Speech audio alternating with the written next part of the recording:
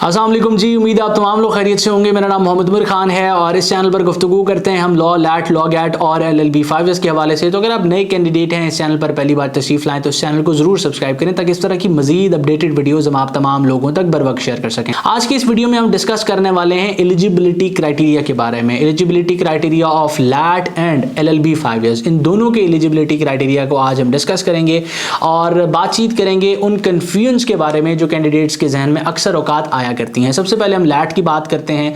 अब लैट में अप्लाई करते हुए कैंडिडेट सवाल पूछते हैं कि इसमें अप्लाई करने के लिए कितना स्कोर रिक्वायर्ड है और कब कब हम अप्लाई कर सकते हैं। सवाल जो मेजॉरिटी रिसीव होता है वो ये है कि पार्ट फर्स्ट के हम इस वक्त स्टूडेंट हैं, मैट्रिक हमारा क्लियर है, क्या हम लैट का टेस्ट दे सकते हैं, या फिर हमारा पार्ट फर्स्ट क्लियर है, पार्ट सेकंड के हम स्टूडेंट हैं और हम लैट देना चाहते हैं, क्या हम लैट में अपेयर हो सकते हैं।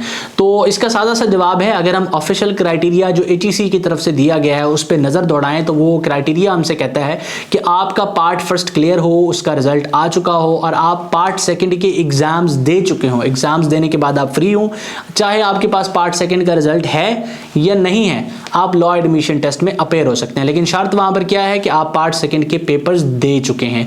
ये ऑफिशियल एलिजिबिलिटी क्राइटेरिया है। अब इसके अंदर एक फ्लॉ एग्जिस्ट करता है कि जब आप पार्ट सेकंड के एग्जाम दे चुके होते हैं, एग्जाम देने के बाद आप एलिजिबल होते हैं कि आप लैट में अपेयर हो, उस वक्त कोई लैट नहीं अनाउंस हुआ होता और एक यूनिवर्सिटी, मशहूर यूनिवर्सिटी, 1 से 2 यूनिवर्सिटीज अपने एडमिशन ओपन करती हैं और वो कहती हैं कि जिन कैंडिडेट्स ने इंटर के एग्जाम दे दिए हैं, रिजल्ट का इंतजार कर रहे हैं, वो पार्ट फर्स्ट के रिजल्ट की बेसिस पे LLB 5 के लिए अप्लाई कर सकते हैं। जब आप वहां अप्लाई करने जाते हैं तो वो कहते हैं हाँ भाई लैट का रिजल्ट लेके आए। आप कहते हैं लैट तो अभी हुआ ही नहीं, मैं अभी एलिजिबल हूँ। वो कहते हैं इससे हमें कोई सरोकार नहीं है। तो वो कैंडिडेट्स जो पार्ट फर्स्ट क्लियर होने के बाद पार्ट सेकंड के एग्जाम्स देने से पहले लैट दे चुके होते थे, यानी कि वो ऑफिशियल क्राइटेरिया लैट में अपेयर होने का वायलेट करके लैट दे चुके होते थे, वो एलिजिबल होते हैं और वो अप्लाई करते हैं और उनको एडमिशन मिल जाता है। तो इस क्राइटेरिया, इस फ्लॉ के ऊपर HEC को जो है वो नजरसानी करनी चाहिए। या तो यूनिवर्सिटीज के साथ जो है इस तरह की कोई पॉलिसी हो कि आपका, मतलब जाहिर सी बात है अगर एक यूनिवर्सिटी के लिए आप अप्लाई कर रहे हैं और वो मिस हो जाता है और वो यूनिवर्सिटी भी बड़ी है तो आपकी तो इन्फ्रिंजमेंट ऑफ राइट हुई है ना। तो इस चीज को जरा HEC को देखना चाहिए और अगर आप इससे बचना चाहते हैं तो फिर आपको रास्ता इस तरह का इख्तियार करना चाहिए कि लैट में आप अपेयर हो जाएं। लेकिन क्राइटेरिया ये है कि पार्ट फर्स्ट भी क्लियर हो और इंटर के एग्जाम्स आप दे चुके हो, रिजल्ट नहीं आया हो और आप अपेयर हो सकते हैं। उसके बाद इससे कनेक्टिंग एक और क्वेश्चन है कि आप लॉ एडमिशन टेस्ट में अपेयर होना चाहते हैं तो आपको कितना स्कोर चाहिए इंटरमीडिएट में। आप कैंडिडेट्स यहां पर कंफ्यूज इस वजह से होते हैं कि किसी कैंडिडेट के अगर बिलो 45% मार्क्स हैं, यानी कि 43% मार्क्स हैं, 44% मार्क्स हैं, वो लैट में अप्लाई करते हैं, 44% मार्क्स का उनको बताते हैं, उनका अप्लाई हो जाता है, उनकी रोल नंबर स्लिप आ जाती है, वो टेस्ट दे आते हैं और उनका रिजल्ट भी आ जाता है।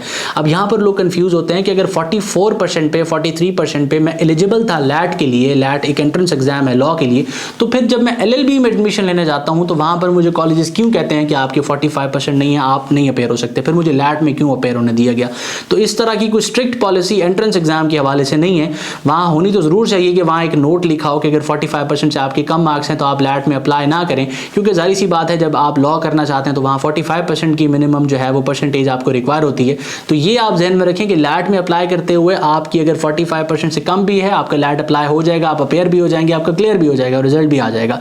लेकिन जब आप LLB में अप्लाई करने के लिए जाएंगे तो वहां अप्लाई करने के लिए मिनिमम 45% रिक्वायर होते हैं। ये कैंडिडेट ने पिछले दिनों मुझे एक वॉइस नोट भेजा था कि वो मेरी वीडियो से कंफ्यूज हो गए थे कि मैंने जब उनसे ये बात की वीडियोस में, कैंडिडेट्स को, स्टूडेंट्स को बताया कि आपकी जो है वो मिनिमम 45% होने चाहिए लॉ में अप्लाई करने के लिए, तो वो प्रिज्यूम कर रहे थे कि 45% में वो पूरे पाकिस्तान में एडमिशन ले सकते हैं, चाहे वो पंजाब यूनिवर्सिटी है, कायद-ए-आज़म यूनिवर्सिटी। ऐसा नहीं है, आप 45% पे एलिजिबल होते हैं आप लॉ के लिए अप्लाई करने के लिए। अब 45% पे सिर्फ प्राइवेट लॉ कॉलेजेस एक्सेप्ट करते हैं। पब्लिक सेक्टर यूनिवर्सिटीज कुछ 50% डिमांड करती हैं अप्लाई करने के लिए और कुछ 60% डिमांड करती हैं। अप्लाई करने के बाद आपका मेरिट बनाया जाता है कि फॉर एग्जांपल 100 सीटें हैं, एप्लीकेंट्स 600 हैं, तो जो टॉप 100 होंगे अपने स्कोर की बेसिस पे, इंटर, मैट्रिक और लैट के स्कोर की बेसिस पे, तो उस बेसिस पे उनको एडमिशन मिलेगा। तो मैं उम्मीद करता हूं कि आज का वीडियो आप तमाम स्टूडेंट्स के लिए हेल्पफुल रहा है। अपना बहुत सारा ख्याल रखें और इस तरह का कोई भी सवाल आपके जहन में है तो बिला झिझक आप कमेंट सेक्शन में मेरे साथ शेयर करें। मैं कोशिश करूंगा जल्द से जल्द उस पर वीडियो बना दो। अपना बहुत सारा ख्याल रखें, दुआ में मुझे मीटिंग को जरूर याद रखें। अल्लाह हाफिज।